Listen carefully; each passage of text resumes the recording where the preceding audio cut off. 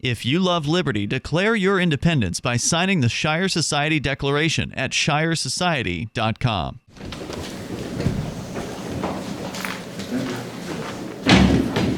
Morning, Your Honor. Good morning. You're Mr. Salada? Yes, I am. Okay. Salada. Oh, I'm sorry, how do you say it? Salada. Salada. Okay. I apologize for mispronouncing your name. So this matter's on for a trial today? Are both parties prepared for trial? Yeah. Okay. So it is a failure to inspect? That is correct. Okay. So, sir, you may have a seat. Okay. The way this is going to work is that the state is going to proceed. Or do you want to be heard? I have some documentation for both parties, a failure list, or a history of the vehicle and a past, New Hampshire past inspection. Okay. Should I get both out now or get it out while You can hold on to them, and when you're testifying, you can present them to the Okay. court, and we'll present them to the defense at that point in time. Did you say that you have 2 copies? 2 copies each. Okay. So the way it's going to work is that the state is going to proceed first. They'll call their witness. Did you just have the one witness? Just one. Okay. Once the state is finished asking questions, you'll have an opportunity to cross-examine. Once the state concludes its case, if you would like to present any testimony or evidence, present it at that point in time and introduce any exhibits that you have, okay? Will I be allowed an opening statement? No, we don't really do opening statements in circuit court, but you will be allowed to argue at the end, okay? You ready? We're ready. State calls Trooper Bernier to stand.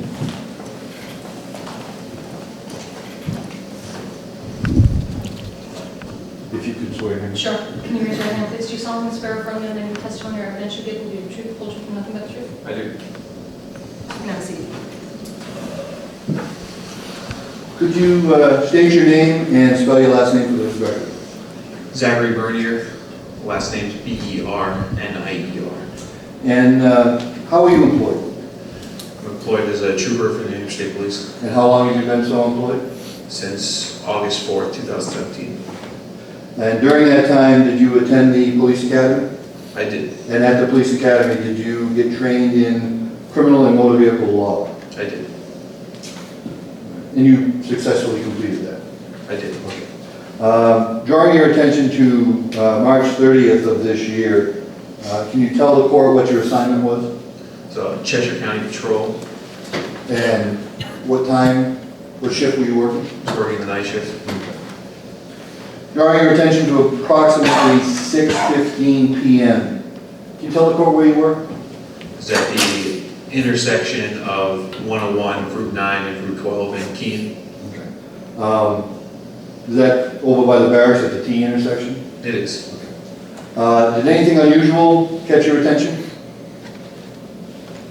Yes, I saw the defendant's vehicle at the intersection with no inspection.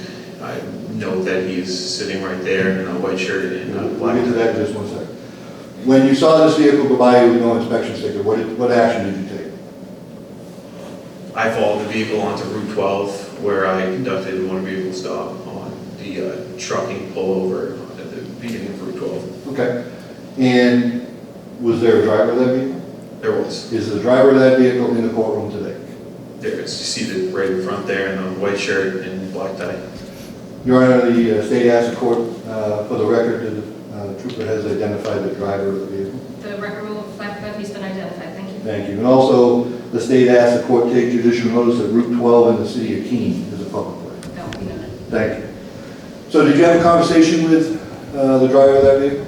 It was a brief conversation. I asked the driver if he had any issues with the vehicle, why it would pass inspection. He stated there wasn't any vehicle. I stated so it was just, he didn't have a chance to get around to it, which he implied that that was the reason why it was not inspected. Okay. Now you say it was uninspected. Was there a sticker on the windshield? There was not. Do you recall if there was a place for one that was taken off, or do you recall it? I do not recall. Okay. So there was, and what action did you take after that? I issued a citation for inspection. Okay. Did he make any comments or conversation on why? He did not. He did not. Okay. Now, Trooper, Does the state police have a program to let you know when that vehicle was last inspected? They do. And did you check on this vehicle? And what did you learn? The last time this vehicle was inspected was April 20th, 2014.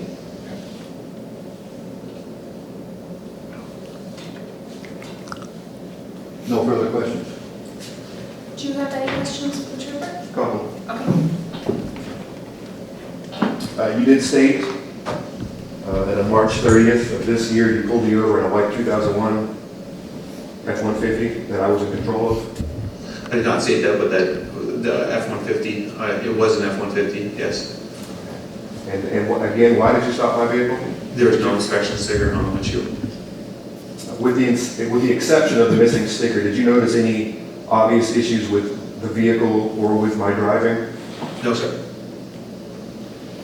Do you as a state trooper have the authority to pull over vehicles who you deem unsafe and or dangerous on the roadways? I do. So, for example, if you were to have encountered a vehicle with its bumper held on by duct tape or a truck with smoke billowing out of the exhaust, you would have the ability to stop that vehicle and Yes, sir. issue a citation?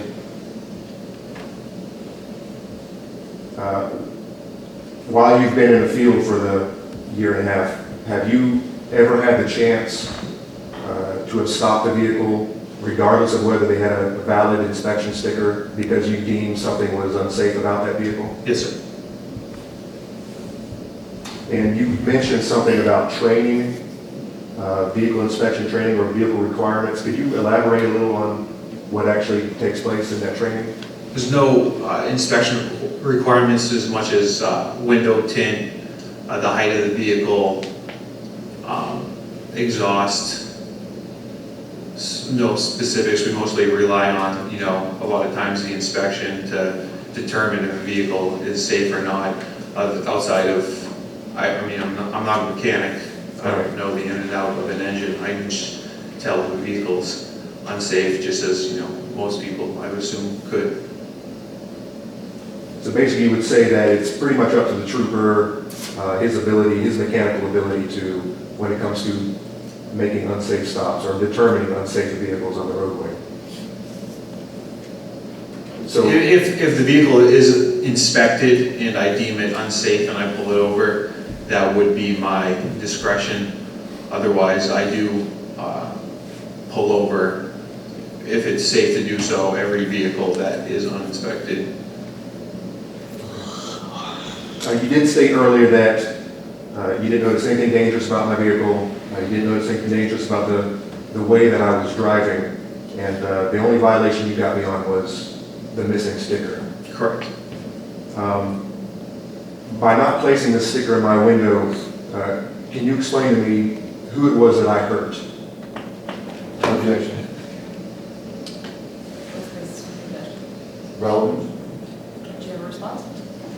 If I had been able to open with my statement, I would have elaborated. I would have been able to elaborate better on what direction I was going in.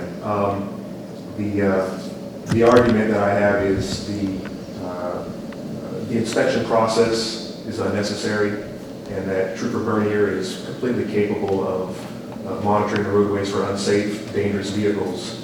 And the big question is, who is the victim here? Who was I actually hurting in the process of not putting the sticker in my window? Okay, that's sustained. No further questions. Any redirect?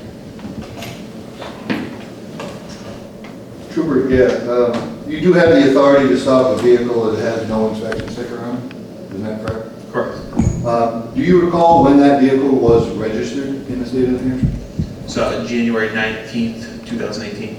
And this was on March 30th? Correct. No further questions. Do you have any questions based on that redirect? I do not. Trooper, please step down. State rep? Thank you. Would you like to offer testimony in that this point in time? Okay. Could you come up here, please? You can bring whatever documents you want to offer.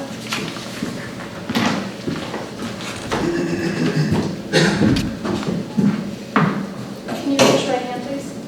Do you solemnly swear or affirm that any testimony or evidence should be the truth, the whole truth, and nothing but the truth? I do. And can you state your name and spell your last name for the record, please? Conan Salada, last name is Salada, S-A-L-A-D-A. Thank you.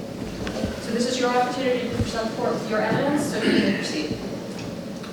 As stated earlier, in February 2014, I did take my vehicle in for inspection. This is the vehicle that Troop Bernier stopped me in. I took it to Monadnock Ford for an annual vehicle inspection. Up until then, I had never even heard of vehicle inspection. This was the first for me. Before going in, I made sure that everything was sound.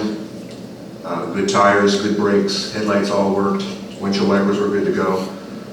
And I don't claim to be a professional auto mechanic by any stretch, but I am very familiar with the process. I am very familiar in the field. I've never, in the 17 years I've owned the truck, I've never had to pay anybody to do work on it. I've done it all myself. And so I can say that when I took it in that morning, I was sure that it would have passed inspection. And so I was a little surprised and a little peeved when the mechanic came back to me with a bill for $1,500 worth of failures. And in fact, the exact amount was $1,550, and I do have that failure report. Is this for which one? This is from 2014. Okay. Okay, Madam Clerk? And I did want to go down the list really briefly, and I did I did find the let's see, where was he at? The actual vehicle inspection law and what the requirements are and what would be what would be considered a failure. The first on the list was the wheel bearings, both driver and passenger, which came out to $174.88. And this is all at the very top of the first paragraph. I can say after 4.5 years and 35,000 miles, I still haven't replaced those wheel bearings. I have repacked them, which is all that was needed, but there was nothing wrong with the wheel bearings. I still have the originals. Next on this was the upper ball joint, $224.81. The SAFC 3212.02 claims that any ball joint is broken, cracked, or exceeds manufacturer specifications, and I don't have the manufacturer specifications, but there was only a small bit of looseness. There was still plenty of wear and tear. I can attest to this because I drove it for another 4.5 years, and it was just earlier this year that I actually got around to replacing those because they were, on their way out. But in 2014, they were still good. They had lots of life left in them. The worst one on the list is the rear brake pads, which they claimed only had 1 millimeter of remaining pad. The state limit is 2 3/32 inches beyond the rivet head. If I had gone in there with a 1 millimeter pad, it would have been scraping on the metal, and there's no way I would have passed that. Or I didn't pass it, but there's no way I would have even gotten into the shop with that little of brake pads left. They wanted $212 to replace both those 2 brake pads, which I didn't replace until 1.5 years later. The lower ball joint was also on there. Then, of course, an alignment. When you do the ball joints, usually you have to get an alignment as well. The plate light, which I did miss. It's a very dim light. There's 2 of them. One of them was out. I missed it. So I admit to that one. There was a small crack on the driver's side mirror,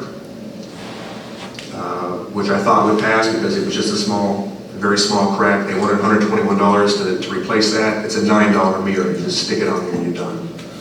The third brake light, which is the light on top of the cab, there's 2 of them. That's another one I missed. I wasn't even looking at it. It's not a light that a lot of people think of. Another $10. It's a $4 light. The power steering pump had wetness on the underside of it. It wasn't leaking. SAFC 3211.07 says that any power steering system component exhibits an active leak, an active fluid leak, which could result in failure. There was no leak that would have ever caused failure in that system. The following year, I actually got around to replacing the seal that was leaking, and that was a $3 seal. They wanted to charge me almost $300 to change that power steering pump out. The serpentine belt, which I also replaced earlier this year, they wanted $120.66, and it had plenty of life in it. The bottom line, what I'm trying to get to, with the exception of the 2 lights, the mechanics at this facility, which I thought would be good to go because it was an established facility, Ford, and not Ford, they were taking me for a ride. And I've heard the horror stories.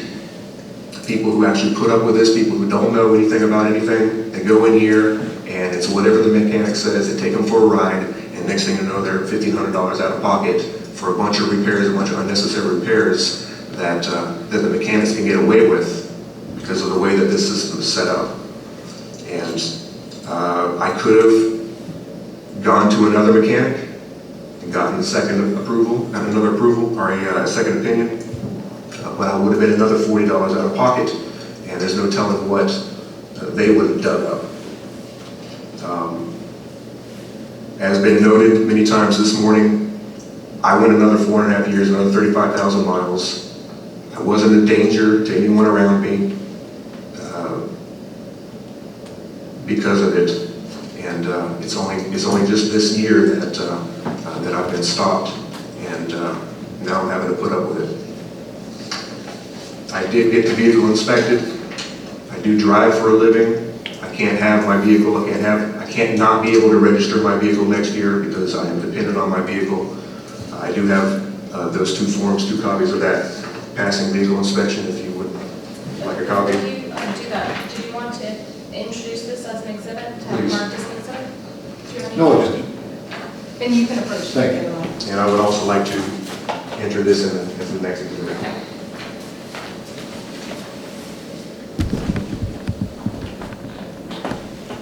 I would also like to make a side note. I noticed on the ticket, it's listed at $74.40. RSA 2266:5 lists the violation as $50 or $60, and I'm just curious as to where the extra charge is coming from. If it's been charged incorrectly, or that's something that the city or the county is collecting. if I may, in the statute, they don't add the penalty assessment, so it's a $60 fine, plus the penalty assessment brings it up to $74.40. So the fine is $60, there's a penalty assessment that goes along with it, which is a 24% penalty assessment, which gets up, so the total amount would be $74.40. The fine itself is $60 plus the penalty assessment through court. And that is, the penalty assessment is a state rule, or it's a, okay. So there would be there's some law floating around there that says that is a, how much percentage again? 24. Okay. Before you proceed, do you have any objection to the inspection? No objection. I'll mark that also, sir. All right, as far as personal testimony, that's all I had. Okay. So hold on one second. Do you have any cross-examination? I do have. So this estimate from February of 2014, where it showed all these defects that needed to be fixed, did you do any of those prior to getting your vehicle inspected? That same week, I replaced both of the bulbs, and I replaced the cracked mirror. Okay. This year, I covered a couple of those that were on that list. The power steering pump was like a year later. The brake pads were a year later. A couple of those items were done this year. Okay. You don't have any documentation of the work that was done on? All the work was done by myself. Okay. All right. So for 4 years, the ball joints were still Within reason, estimated by you? estimated by me. All right. It's kind of hard not to, ball joints start going out, they're squeaking and making all kinds of noise. You kind of can't get away with it. And yes, it is unsafe, and it's not something I drive for a living. It's not something I would want to be doing on a daily basis. I drive around with bad ball joints. Right. So is there any other reason why you didn't get the vehicle inspected until 4 years later? Because I had to. Okay. And when you got this estimate in 2014, you had 81,000 miles roughly on the vehicle? Correct. And when you got it inspected, you had 106? Correct. Did I say 35? 25. Yeah. 25,000 miles 4.5 years later. And no professional ever looked at the vehicle to tell you it was safe? Before this year's inspection? Correct. No. And you've had this vehicle for 17 years, you said? I bought it brand new, 2001, 2002 actually. No further questions. Based on that, do you have any follow-up statements that you'd like to make? Just a closing statement, if I So may. you can sit down for that.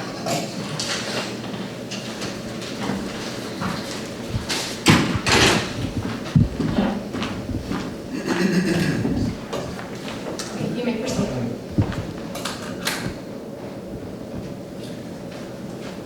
Early this year, I was pulled over for ticketing failing to obey a New Hampshire sticker requirement.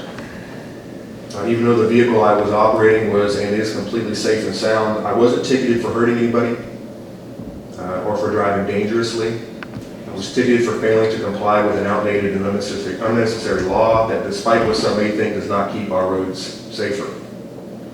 The only parties that benefit from this requirement are the State of New Hampshire, which collects millions in annual revenue from vehicle inspection licensing, and the auto mechanics themselves. There's no telling how much they rake in on unnecessary repairs, unneeded and unnecessary repairs every year, and I speak from experience. The ones who lose are the citizens of New Hampshire. And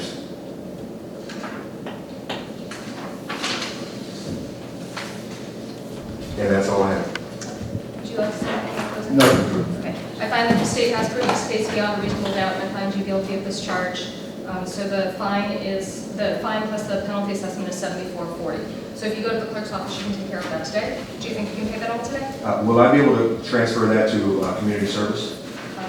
Do you have any objection to that? No objection. No, I have no objection to that. You just have to provide proof to the court, so you need to put, you have to come back to court, provide documentation on letterhead from a nonprofit organization that you can. To the clerks or to court? Usually we schedule a date. Do you have any problem if I just review it? No, If you paper bring it review to is court? So how long do you think it would take you to do that? So I'll- wait, I'll- hold on a second.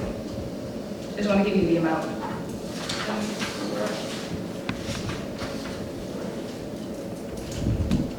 3 hours? It's 4.96 hours of community service. So you have- A week's time to scramble Is up that enough something? time to do? Okay, so if you provide documentation to the court within a week, I'll give you 2 just because it's the summer and I think it's hard to track people down. If you provide the documentation to the court, so you have to come back and submit something to the court, it'll be reviewed and provided if it's done, then that will satisfy the fine. Do the clerks have a list of applicable organizations? I think they do, They do. yes. Okay, thank you very much, sir. Thank you, Trooper. Thank you. Thank you. Both of you. Thank you. We'd like to invite you to visit freekeene.com. Freekeene.com features audio, video, and blogs chronicling the transition to a voluntary society. Freekeene.com also has comments and discussion forums so you can be heard. Freekeene.com. I should be in Keene, New Hampshire with the Free Staters.